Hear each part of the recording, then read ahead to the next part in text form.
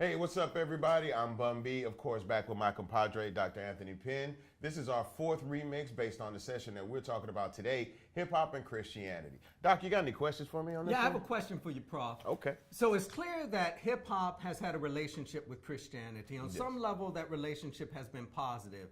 Help me understand what has been most appealing about the Christian tradition for hip hop. I think the fact that when you talk about the hip hop community and the Christian dynamic with respect to the inner city communities of America, both of them have the same worries about those inner city communities. And although we haven't seen eye to eye on a lot of different things, one thing that we do both care about is the children, the future.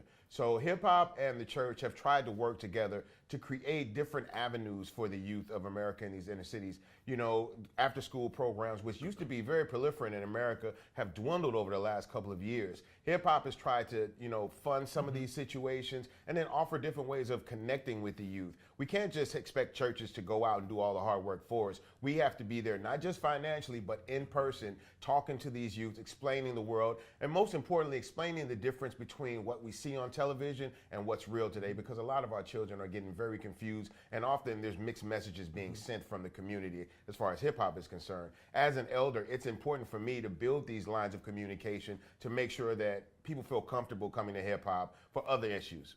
Well, let's look at the other side of that coin. If that's what hip hop finds most attractive about Christianity, what does hip hop find most offensive about the Christian tradition?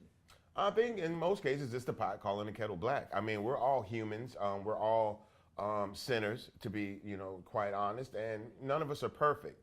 And I think that the church tends to point the finger at us and point out our inaccuracies or things that we have issues with. Where even in my own music, where we've talked about different issues with people that we've seen in our community that represent themselves one way from a religious aspect, and as soon as the church doors close, they're out in the world just like me, doing different things, or in certain cases going harder than me.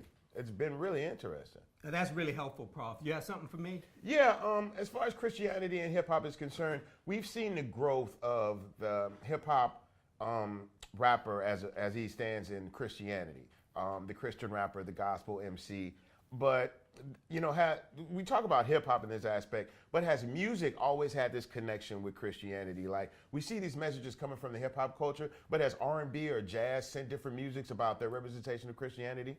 Yes, I mean, music has always been prominent within the Christian tradition, moving back to the spirituals that we can't accurately date, moving forward.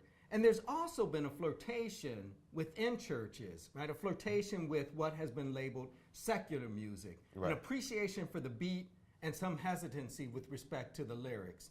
And so for quite a long period of time now, churches have made use of that beat, right? Made use of that rhythm and layered on top of that gospel-based lyrics. And churches have often argued that this was necessary because you're actually supposed to use everything that's available to you in order to get the message across. They've also understood that if you're going to bring in new generation, you've got to do that in a way that speaks to where they are culturally. So this has always been extremely important, but it's also created these frictions, right? So there's been this positive dimension, but there's also been this friction. Right. What are we doing?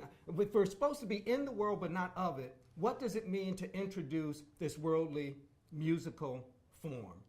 Oh man, this is an incredible conversation. I think we may have to take this one on Twitter. I think that's right, man. Hey man, don't forget to take advantage of all the social media aspects that go in coordination with this class. Thank you guys for tuning in, and we'll see you next time.